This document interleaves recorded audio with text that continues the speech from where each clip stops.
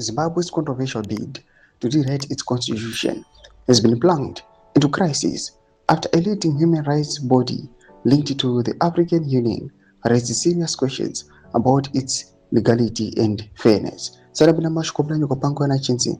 Term limits turn up. Zimbabwe reform plan sparks outrage. Ribo subscribe or like it on the bell icon. Tima about truth. Panguwa ino ye vachiburitsa nawo ichionekwa kunze. Panguwa ino ye the African Union yachiona kuti situation yenyika yeZimbabwe aina kumira zvakanaka, apana fairness, apana legality. Tienderambira mudanyura chiti the watchdog has warned that the amendment process risks bypassing democratic safeguards, including the requirement for a public referendum.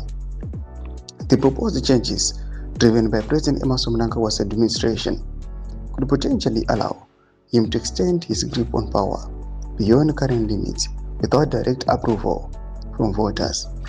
Critics say this would amount to a dangerous, serious erosion of constitutional order and a blow to Zimbabwe's fragile democracy.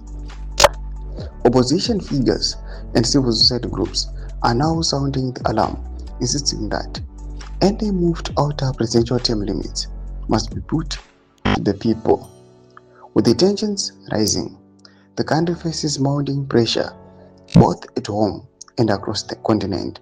Doma developments are kuda panguwa ine ari kunokonzi President Mnangagwa pamwe chete nemasupporters ake panguwa ine vari under pressure within the ruling party ZANU-PF, pressure in Zimbabwe, and pressure internationally. Uchonekwa kunzi mukuma unions haasi kuona sekunge zviri pamutemo, sekunge pane fairness after Zimbabwe and the ruling party ZANU-PF iri kuchida kuamenda the constitution without going to the referendum.